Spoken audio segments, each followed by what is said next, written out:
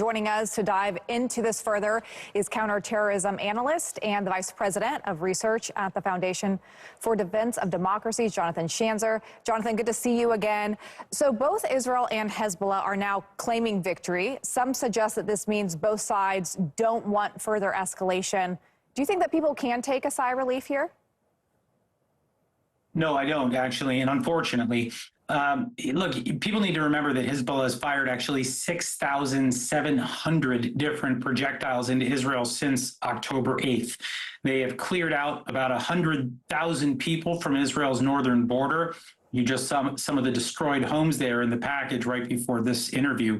The Israelis need to address the problem of Hezbollah. This is a very dangerous, lethal terrorist organization that continues to wage a campaign, a military campaign against Israel. And so while we may have dodged a bullet the other night with that preemptive strike from Israel, I think at some point we're very likely to see a full-blown conflict.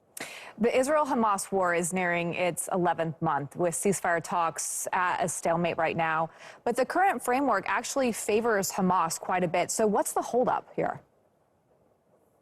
The holdup is, quite frankly, that Yahya Sinwar, the head of Hamas, is not looking for an off-ramp.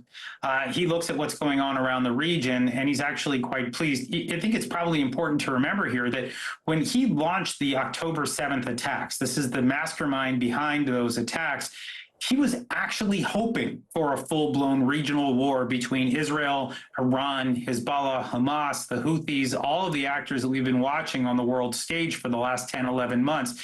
When he watches what happened the other night with Israel attacking Hezbollah firing rockets back, this is exactly what he's hoping for. And so he's thinking that as long as he can stay underground, hiding in tunnels, surrounded by hostages who are ultimately his insurance policy, that he can do this for quite some time. It's really now, in my view, it's a race against time for the Israelis. They need to catch him. They need to take him out. The moment that happens, I believe, is likely the moment where this war ends. So essentially what you're saying here, because Yahya Sinwar has added to this new deal asking for Israel not to kill him as a part of the negotiations, it seems like that they're not taking this very seriously, Hamas.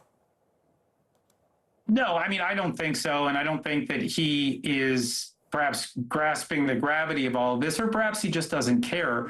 Look, the U.S. continues to work feverishly to try to get a deal. They're working with the Qataris and the Egyptians, who, by the way, are not exactly honest brokers here. They've got, blood on their hands because they've collaborated, both of them, with Hamas over time. But the Israelis are allowing all of this to play out. They continue to say yes to every deal because they want to get those hostages back. There are a little bit more than 100 of them in Hamas captivity right now, but probably, if we're going to be honest, there's probably only about 40 that are still alive.